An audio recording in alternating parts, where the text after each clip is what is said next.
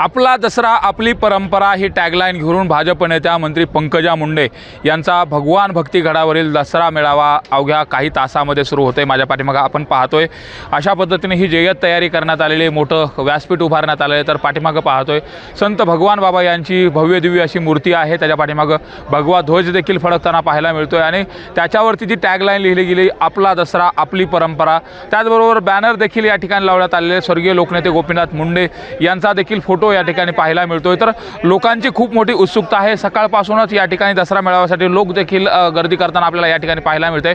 भगवान बाबाच्या मूर्तीचं दर्शन करून लोक आता पाठीमागे ज्या ठिकाणी दसरा मेळावा होणार आहे आपण हे मैदान देखील दाखवायचा प्रयत्न करू। अशा पद्धतीने हे मोठं असं विस्तीर्ण मैदान आहे आणि या मैदानामध्ये पंकजा मुंडे काय बोलणार हे ऐकण्यासाठी मोठ्या संख्येने महाराष्ट्रभरामधून लोक या ठिकाणी दाखल होत आहेत। विशेषतः या ठिकाणी आल्यानंतर त्यांच्या जेवणाची खाण्यापिण्याची व्यवस्था देखील या ठिकाणी करण्यात आली आहे। तर लोकांमध्ये खूप मोठ्या प्रमाणात उत्साह देखील पाहायला मिळतोय।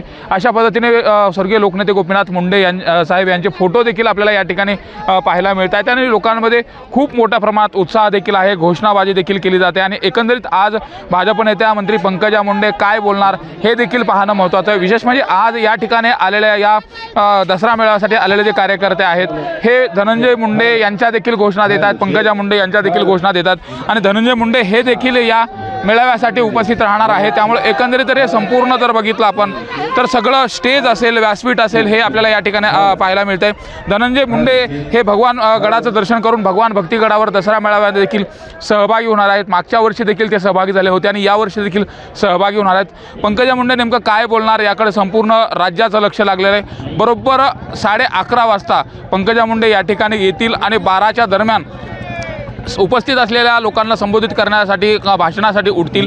त्यानंतर भाषणामध्ये नेमकं त्या काय बोलणार हे देखील पाहणं महत्त्वाचं आहे। एकंदरीत तर मराठवाडा असेल, त्याचबरोबर बीड जिल्हा असेल, इथं उसवलेली सामाजिक वीण, त्याचबरोबर जी पूर परिस्थिती आहे आणि ओबीसी आरक्षण बचाव चळवळ आहे, या अनुषंगाने भाजप नेत्या मंत्री पंकजा मुंडे काय बोलणार हे संपूर्ण राज्याचं याकडे लक्ष लागलं आहे। त्यामुळे एकंदरीतच आजच्या दसरा मेळाव्याच्या अनुषंगाने पंकजाताई काय बोलणार याकडे संपूर्ण राज्याचं लक्ष लागलं आहे। सुरेश जाधव, न्यूज 18 लोकमत, बीड।